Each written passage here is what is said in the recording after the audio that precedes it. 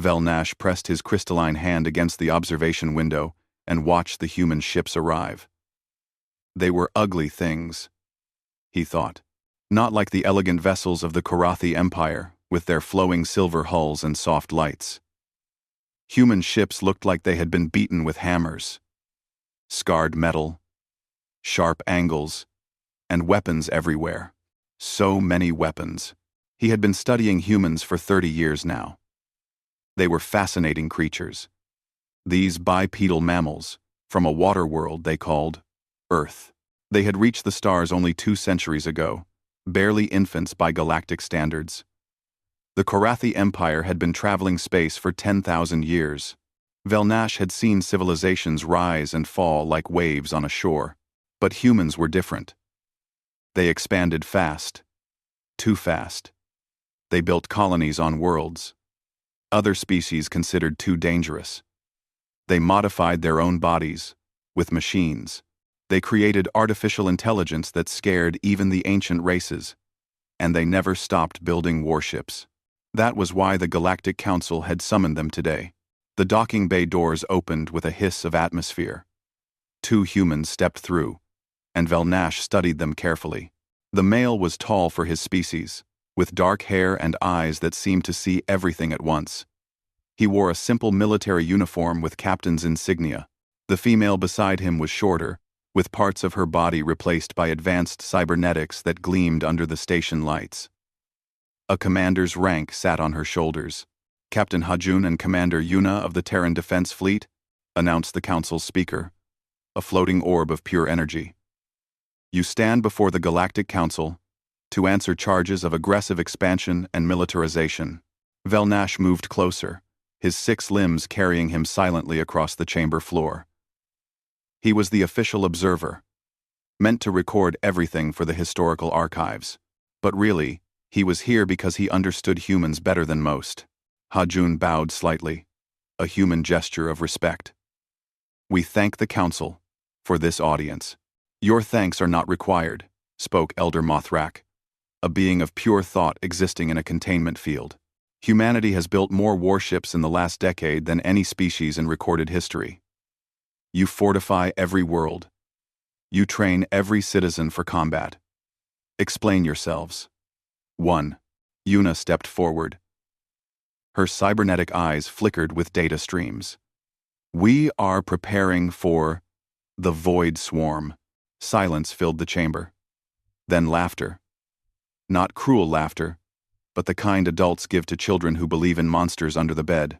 The Void Swarm is a myth, said Counselor Venthar, her tentacles waving dismissively. An ancient story told to frighten young species into obedience. It is real, Hajun said quietly. His voice was calm, but Velnash heard something underneath it, not fear. Certainty. We have found evidence in dead systems along the galactic rim. Entire worlds stripped of all organic matter. Patterns that match the old warnings. Nonsense, Mothrak declared. You use legend to justify your warmongering. The Council demands you dismantle half your fleet immediately. No. Yuna said simply. The chamber erupted in shocked sounds from dozens of species. No one refused the Council. Not openly. Not like this. Velnash felt something strange then. Admiration. These humans stood before the most powerful beings in the galaxy and did not bend. You dare refuse? Venthar's voice rose in pitch. We dare, Hajun replied. Because when the swarm comes, and it will come, you will need us. Every ship, every soldier, every weapon we have built. This council session is over, Mothrak announced. Humanity, you have 30 days to comply or face sanctions. The humans bowed again and turned to leave. Velnash followed them, his curiosity overwhelming his protocol. Captain Hajun, he called out. May I speak with you? The humans stopped and turned. Up close, Velnash could see scars on his face. This was a being who had known violence personally. Ambassador Velnash, Hajun said, clearly having done his research. Why do you truly prepare for war? Velnash asked. The real reason. Hajun looked at him for a long moment. Then he smiled, but it was not a happy expression. Because we have seen what happens when good people are not ready to fight evil. We have made that mistake before. Many times. We will not make it again. Your species has only existed for a few million years, Velnash said. What could you have possibly learned that we have not in our billions? Yuna answered this time, her voice carrying a weight that made Velnash's crystals vibrate. We learned that peace is not the absence of the capacity for violence. Peace is the presence of the ability to choose mercy. But you cannot choose mercy if you cannot also choose war. Before Velnash could respond, alarms screamed through the station. Red lights flashed in patterns that meant only one thing. Emergency. The speaker orb appeared beside them, its usual calm tone replaced with something close to panic. Long-range sensors have detected massive biosignatures emerging from dark space. Unknown origin. Hostile movement patterns. They are heading toward the Korathi home colonies. John 1. Velnash felt his crystalline heart freeze. It could not be. Hajun's face showed no surprise. Only grim determination. How long? Until they arrive. 14 days at current speed. Then we have work to do. Hajun tapped his communication device. All Terran fleets. This is Captain Hajun. Authorization code Crimson Dawn. Deploy to Korathi space immediately. Rules of engagement. Weapons free. Protect all civilians. Hold nothing back. Captain. The Council has not authorized. The speaker began.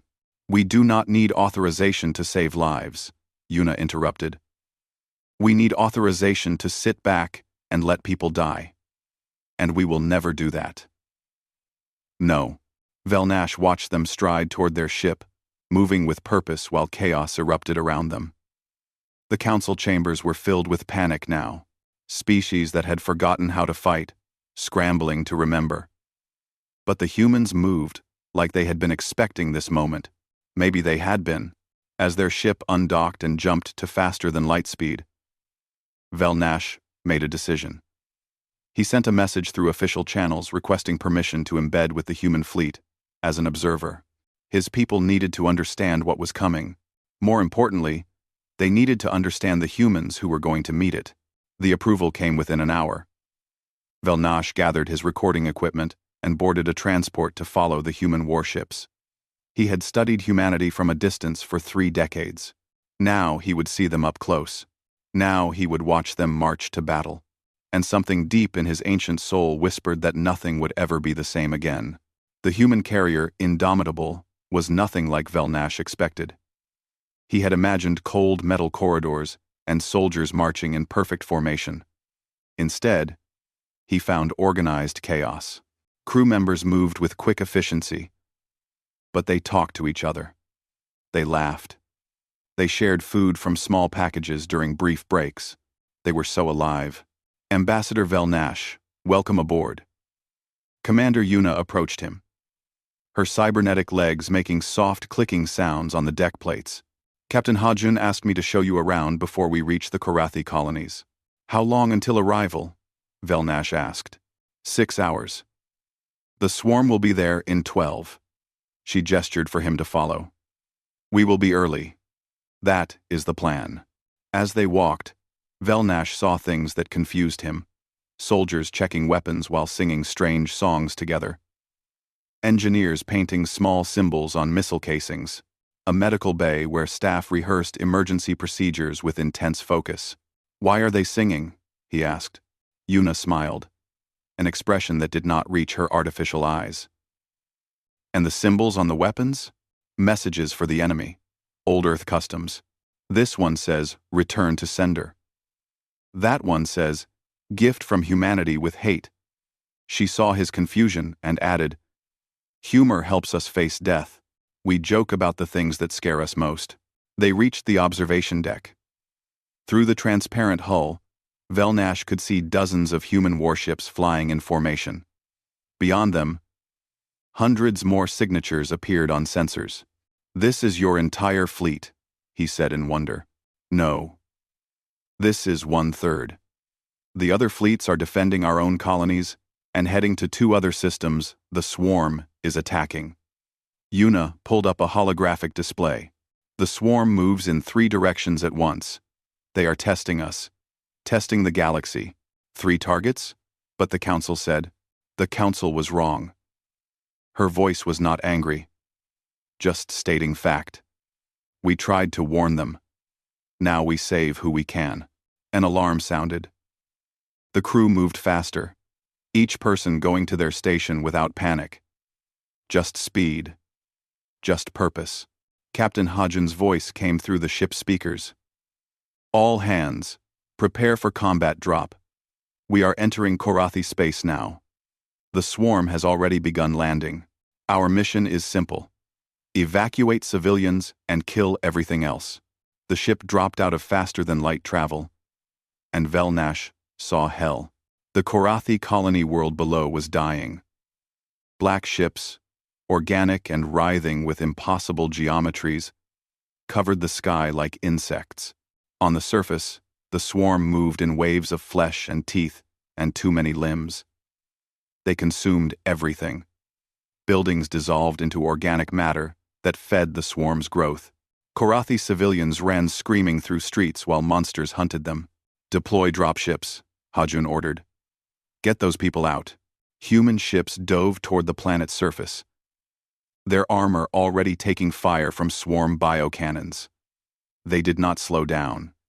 They did not turn back. Velnash watched through cameras as human soldiers hit the ground running. They formed defensive lines around evacuation points, their weapons firing constantly. The swarm came at them in waves that never stopped. "Medic Yunji, you need to fall back," someone shouted over the communication channel. Velnash could see her through a soldier's helmet camera. She was loading wounded Korathi civilians onto a transport, her medical supplies scattered around her. "Not yet," she replied calmly. 3 more minutes. I have 5 critical patients. The swarm will be there in 1 minute. Then, I work faster." Velnash watched her move with impossible speed, her hands sure and steady even as explosions shook the ground. She got the last patient loaded 20 seconds before the swarm reached her position. She did not run. She picked up a rifle and started shooting, buying the transport time to take off. "Yunji, get on that ship." The soldier's voice cracked with emotion. "No room. Weight limits." She killed 3 swarm creatures with precise shots. "Tell my brother I kept my promise." I saved them all. The transport lifted off. Unji stood alone, surrounded by monsters. She fired until her ammunition ran out. Then she pulled something from her belt, smiled at the camera on her armor, and pressed a button. The explosion took out 50 swarm creatures and gave the transport the time it needed to escape. Velnash felt something break inside him. She had known. She had chosen. "Why?" he whispered. "Why would she do that?" Yuna stood beside him, her face carved from stone. "Because that transport carried 47 children. Because someone had to hold the line. Because she was human, and humans do not leave children to die." Across the planet, similar scenes played out. Engineer Do Yoon stayed in a control center, manually overriding damaged blast doors to seal them behind evacuating civilians. The swarm reached him before he could finish the last door. He kept typing as they tore into him, his final keystroke sealing the door and saving 2,000 people. Pilot Kyung-ho flew his damaged fighter into a swarm carrier after his weapons failed, destroying it before it could land more creatures. Soldier Borum held a corridor alone for 18 minutes against endless waves, buying time for wounded to be moved.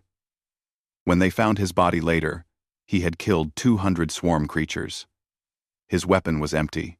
His knife was broken in the skull of the last monster he had fought. Velnash watched all of it, recorded all of it, could not look away. The evacuation took 6 hours. Every civilian who could be reached was pulled from the planet. But the swarm kept coming. There were too many to kill. The planet itself was changing, transforming into something alien and hostile. "All ships, prepare for orbital withdrawal," Hajun ordered. We got them out. Now we make sure nothing follows. The human fleet rose from the planet, weapons firing constantly to cover their retreat. Swarm ships pursued, but human gunners were terrifyingly accurate. Every shot found a target. Every missile killed. As the last human ship cleared the atmosphere, Hajun gave another order. On the planet's surface, in every evacuation zone where humans had fought, hidden devices activated. Nuclear charges, chemical weapons, biological agents modified to target swarm genetic structure. The entire planet became a death trap. You destroyed an entire world, Velnash said, shocked. No, Yuna replied quietly. The swarm destroyed it when they landed. We just made sure they could not use it as a base to attack others. That world was already lost. The people were not. She pulled up a count. 17,000 Korathi civilians evacuated. Estimated population of the colony, 20,000. They had saved 85%. And the cost? Velnash asked. 372 human soldiers dead, 82 pilots, 46 support staff. Yuna's voice was steady, but Velnash saw moisture in her organic eye. Each one a volunteer. Each one knew the risks. Each one went anyway. Why? The question burst from Velnash. They were not your people, not your world. Why die for strangers? Yuna turned to look at him fully. And in that moment, Velnash saw something that made his ancient soul tremble. Because if we do not stand for strangers today, who will stand for us tomorrow? Because the strong, who do not protect the weak, are not strong. They are just bullies. Because we have learned that the only thing necessary for evil to win is for good people to do nothing. She paused, then added softly, because we are human, and humans do not let children burn. In the silence that followed, a new message arrived. The swarm had changed course. They were heading toward Earth's solar system. The real battle was about to begin. The journey to Earth's solar system took 3 days at maximum speed. Velnash spent every hour watching the humans prepare. What he saw disturbed him more than the swarm itself. They were not afraid. Oh, they knew they might die. They talked about it openly, made arrangements, recorded messages for loved ones. But fear did not paralyze them. It sharpened them, made them focused, made them dangerous. On the second day, Captain Hajun invited Velnash to the strategy room. Holograms filled the air, showing Earth's solar system and the approaching swarm fleet. The numbers were horrifying. 50 billion individual swarm organisms, thousands of bioships, a mothership the size of Earth's moon. We are outnumbered 500 to 1, Yuna said, adjusting the display. Conventional tactics say we should evacuate and surrender the system. But you will not, Velnash said. It was not a question. Never. Hajun zoomed in on Earth. The blue-green world, humans called home. Every human, not already fighting, has been moved to underground bunkers. Our shipyards are producing ammunition at maximum capacity. We have pulled every trick, every weapon, every desperate plan from our entire history. Your history, Velnash said slowly. I have studied it. Your species has fought itself for millennia. Wars that killed millions. Weapons that could have destroyed your whole world. Why did you not destroy yourselves? Hajun was quiet for a moment. When he spoke, his voice carried weight. We almost did. Many times. We came so close to ending everything. But we learned something important. Something that saved us. What? We learned the difference between an enemy and a rival. We learned that disagreement does not require destruction. We learned that the weapons we built to kill each other were not the problem. The problem was not knowing when to not use them. Yuna brought up images from Earth's history. Mushroom clouds, burning cities, mass graves. We did terrible things to each other. Every human knows this history. We teach it in schools. We show our children exactly what we are capable of. When we lose control, Why? Velnash asked. Why show children such horror? So they never forget the cost, Hajun answered. So they understand that power without wisdom is just destruction. We remember our worst moments not to feel guilty, but to never repeat them. A young officer approached, nervous. Captain, the Council is sending messages. They want us to abandon Earth and save what we can. Tell them no, Hajun said simply. They say the system is indefensible. Tell them. Yuna's voice was ice. That humans do not abandon home. Not while we still breathe. Not while we can still fight. Not ever. The officer saluted and left. Velnash watched him go, then turned back to the humans. The Council thinks you are insane. The Council has never had to fight for survival, Hajun replied. They evolved on peaceful worlds, spread peacefully, lived peacefully for so long they forgot that peace is not natural. Peace is built, defended, earned through strength and wisdom together. He pulled up tactical displays. Look at our battle plan. We have 3 defensive lines. The first at the Kuiper Belt, the second at Mars, the third at Luna. Each one is designed to bleed them, slow them, hurt them. You expect to lose the outer lines, Velnash realized. Yes. But losing does not mean failing. Every minute they spend breaking through our defenses, we are learning their patterns, adapting, evolving our tactics faster than they can. Yuna highlighted specific positions. We have soldiers at every defensive point who know they are not coming back. We have pilots ready to ram their ships into swarm carriers if weapons fail. We have scientists who have weaponized the swarm's own biology against them. You created biological weapons from them? Velnash was shocked. That is forbidden by galactic law. Galactic law can judge us after we win, Yuna said coldly. We will use every tool, every weapon, every terrible thing we know how to do. Because the alternative is extinction. Velnash thought about this. The Council fears you because you have these weapons. No, Hajun corrected. They fear us because we have these weapons and choose not to use them against other species.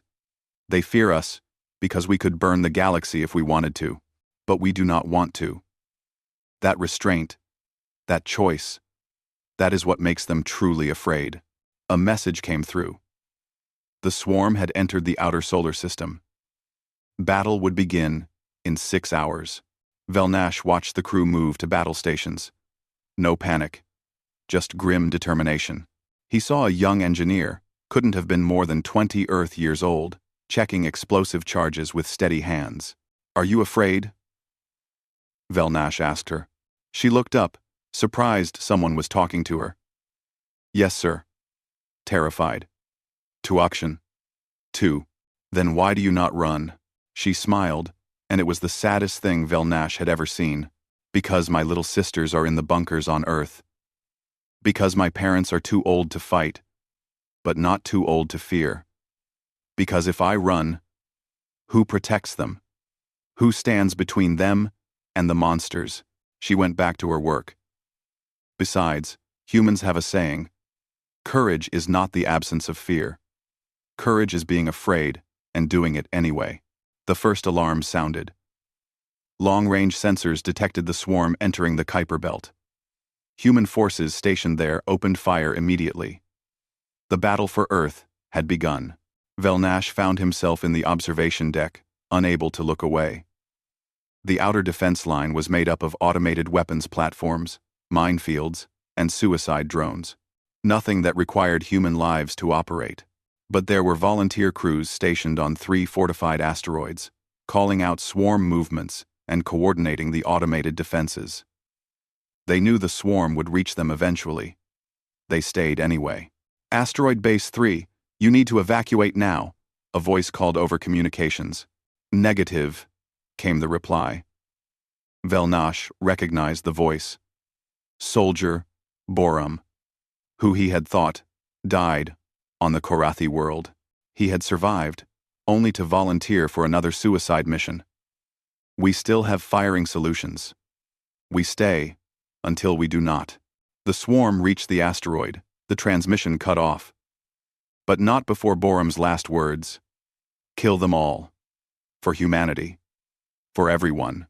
Velnash felt something he had not experienced in centuries. Not fear for himself. Fear for what would happen if these humans lost. Because if they fell, what hope did the galaxy have? They are not insane, he whispered to himself. They are the only sane ones left. Yuna appeared beside him, her cybernetic hand resting on his shoulder. A gesture of comfort he did not know he needed. Now you begin to understand, she said quietly. We are not brave because we do not fear death. We are brave because we fear losing what we love more than we fear dying. Every human in this fleet would rather die fighting than live knowing they ran while others burned. How do you have hope? Velnash asked. Against such numbers? She smiled, and this time it reached her eyes. Because we are human. We landed on our moon with computers less powerful than a child's toy. We split the atom before we had antibiotics. We nearly destroyed ourselves and chose peace instead. We have faced extinction a dozen times and survived every one. She looked out at the battle. The swarm thinks numbers are what matters. They are wrong. What matters is will. And humanity has never, in all our history, run out of will to survive. The Battle of Sol lasted 4 days. 4 days that would change the galaxy forever. The outer defense line fell in 8 hours. Not because humans failed, but because the swarm simply absorbed every loss and kept coming. The automated weapons killed millions of swarm creatures. The minefields destroyed hundreds of bioships. But there were always more. Velnash watched from the Indomitable's bridge as the second defensive line formed around Mars. This one was different. This one had people. 20,000 human soldiers stationed on Mars' surface. Another 50,000 in orbital platforms. Against 5 billion swarm organisms. They cannot win, Velnash said. No, Captain Hajun agreed. But they can buy time. 48 hours. That is all we need. For what? You will see. Hajun opened communications to the Mars Defense Force. All units. This is actual.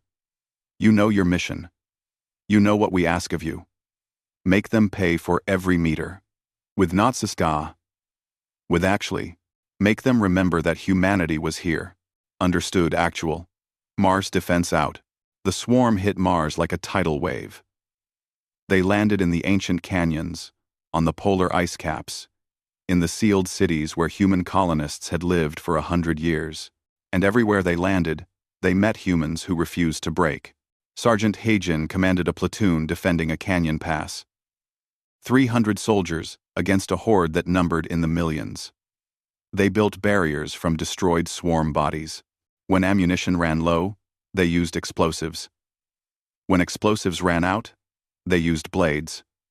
When blades broke, they used bare hands and refused to die quietly. Fall back to secondary positions, Heijin ordered, as the swarm overran their first line. Negative, replied one of her soldiers, Corporal Minho. I am buried in rubble. Cannot move. But I can still shoot. We do not leave people behind. Then I will hold this position until you are ready to come get me. His voice was steady despite the pain Velnash could hear in it. Go. Sergeant. I will see you on the other side. Minho fired his weapon until the swarm finally silenced him. His sacrifice bought his unit 3 minutes to reach the secondary position. 3 minutes that saved 40 lives. On Mars orbit, pilot Jisoo flew her fighter through a cloud of swarm biofighters. Her ship was damaged. Her weapons nearly empty. But she kept fighting because below her, evacuation transports were trying to lift off with wounded soldiers. Jisoo, your reactor is critical, her wingman shouted. Not yet, she replied calmly, lining up one more shot. These bastards do not get past me. Her reactor went critical just as she destroyed the last biofighter threatening the transports. Her ship became a miniature sun for 3 seconds. When the light faded, the transports were safe, and Jisoo was gone. But Mars held. For 2 days, humans fought on that red world. They lost ground constantly, but they fought for every centimeter. They made the swarm pay a price so high that their advance slowed to a crawl. On the 3rd day, Captain Hajun gave the order. Mars defense, withdraw to Luna. All remaining forces, fall back. You have earned rest. But half the Mars defense force could not withdraw. They were too wounded, too surrounded, too deep in enemy territory. They knew what withdrawal meant. They would be left behind. Not one complained. Not one begged to be saved. Instead, they sang. Old human battle songs from forgotten wars. They sang and fought and died singing. And the swarm learned that humans could not be broken even at the very end. The Luna defense line was the last stand. Earth's moon, transformed into a fortress bristling with weapons. Behind it, Earth itself, beautiful and blue, and holding everything humanity loved. Velnash stood on Luna Base Command Center with Hajun and Yuna. Through the windows, he could see Earth rising over the lunar horizon. It looked so peaceful, so fragile. The swarm mothership is entering Earth orbit in 6 hours, Yuna reported.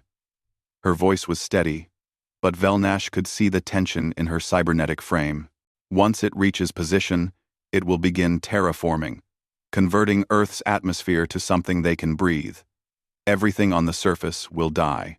Then we have 6 hours to kill it, Hajun said simply. The mothership has armor plating 50 meters thick, organic regeneration, bioshields that absorbed our best weapons at Mars. Yuna pulled up tactical data. We do not have anything that can penetrate that. Yes, we do. Hajun smiled. And it was the smile of a man about to do something terrible and necessary. We have desperation. We have sacrifice. And we have a plan. He explained it to them. The plan was insane. It required perfect timing, absolute coordination, and the deaths of thousands. It was the most human thing Velnash had ever heard. You will ram the mothership, Velnash said, understanding. With everything you have. Not ram, deliver a payload. Hajun pointed to modified cargo ships in Luna orbit, each one loaded with fusion charges. Enough to crack a planet. We get them inside the mothership's shields, inside its armor, and we detonate everything at once. The ships carrying the charges will not survive. No, Yuna agreed quietly. They will not. We need volunteers. Pilots who understand this is one way. Within an hour, they had more volunteers than ships. Velnash watched humans argue with each other over who got to die first. Watched them fight for the honor of suicide missions. Watched them treat certain death like a privilege. I do not understand you, he told Hajun. How can they be so calm? Because they know why they die, Hajun replied. Because behind them is everyone they love. Every human on Earth. Every child who has never seen war. Every parent who wants their children to have a future. That is worth any price. The swarm mothership entered Earth orbit. It was massive beyond comprehension. A living mountain of organic matter, pulsing with alien life. Biocannons bristling from its surface. Smaller ships swarming around it like flies around a corpse. All ships, this is Captain Hajun. Today, we defend Earth. Today, we show the galaxy what humans are made of. Today, we prove that no force in the universe can break us while we still have breath. He paused. It has been my honor to serve with you all. Now, let us end this. The human fleet launched from Luna orbit. Every ship, every weapon, everything they had left. They flew toward the mothership in formation, their weapons blazing. The cargo ships, piloted by volunteers who sang their battle songs, pushed through the defensive swarm. They lost ships. They lost people. But the rest kept coming, kept flying, kept singing. Velnash watched one pilot's camera feed. She was young, maybe 25. Her name was Nari.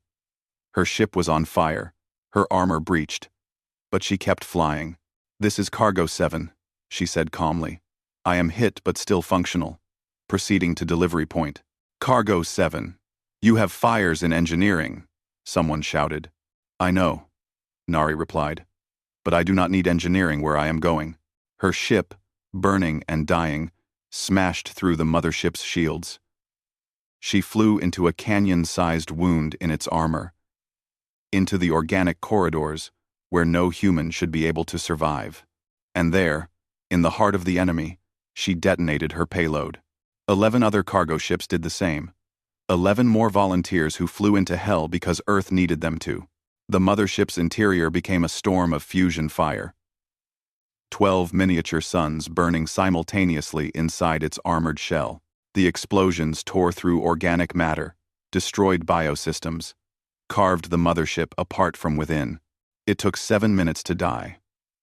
7 minutes of the most massive organic construct ever known, screaming in frequencies that hurt to hear. 7 minutes of human pilots who had given everything watching their sacrifice save their world. When it finally died, the mothership's remains fell toward Earth. Human ships, exhausted and damaged but still fighting, pushed the debris away from populated areas. The pieces burned in Earth's atmosphere, artificial meteors marking humanity's victory. Velnash looked at Hajun. The captain's face showed no triumph, only exhaustion and grief for everyone they had lost. "We won," Velnash said. "We survived." Hajun corrected. "Winning would mean everyone came home." Hajun corrected. Winning would mean everyone came home. 3 months after the Battle of Seoul, Velnash stood before the Galactic Council once more. But this time, everything was different. The chamber was full. Every species that held a seat was present. Every eye, every sensor, every form of perception was focused on him. They wanted to know what he had witnessed. They wanted to understand what humanity truly was. Velnash looked at his notes. Thousands of hours of recordings, hundreds of interviews, the complete story of humanity's war against the swarm. But words felt inadequate to explain what he had seen. "Honored Council," he began, his voice steady. "I have observed humanity for 30 years, from a distance. I have now spent 3 months among them, during their darkest hour. What I must tell you will change everything we think we know about strength, about courage, and about what it means to be powerful." He activated his recordings. Images filled the air. Unji dying to save children. Doyun sealing doors with his last breath. Pilots flying into suicide, runs while singing. Soldiers holding impossible lines because retreat meant innocents would die. Humans lost 40% of their population in this war. 4 billion people dead. His voice carried the weight of those numbers. They could have run. They could have surrendered Earth and scattered to their colonies. The Council even advised them to do this. "They refused," Elder Mothrak said. "We know. We thought them insane." "They are not insane," Velnash replied firmly. "They are the only species in the galaxy who truly understands what power means." He pulled up new images. Human weapons that had never been deployed. Planet crackers that could shatter worlds. Star killers that could ignite suns. Dimensional weapons that could tear holes in reality itself. The council chamber erupted in shocked sounds. "They have had these weapons for 50 years, Velnash continued. "They could have used them during the war. They could have ended the swarm faster. Easier. The Star Killer alone could have destroyed the swarm mothership before it reached Mars. Why did they not?" Counselor Venthar demanded. "Why choose the harder path?" "Because the Star Killer would have also destroyed Mars. And Mars held 20,000 human soldiers who they were trying to save. Because the planet crackers, while effective, would have rendered entire systems uninhabitable for 1,000 years. Because the dimensional weapons were unstable and might have damaged other dimensions where unknown species might live." Velnash looked at each council member in turn. Humans chose the hard way. They chose to die in greater numbers, rather than use weapons that might harm innocents. They sacrificed their own people to save others. That is power. True power. The power to destroy everything, and choosing not to. He showed them more recordings, human engineers sharing their technology with other species, teaching them to defend against the swarm. Human medical teams treating wounded from a dozen different worlds. Human soldiers standing guard, while alien refugees evacuated. I watched a human soldier named Minho die holding a position alone so his comrades could escape. His last words were, "I will see you on the other side." He faced death with calm acceptance because he knew his death meant others lived. This was not unique. This was standard. Expected. Honored. Velnash pulled up casualty lists. Humans have a saying.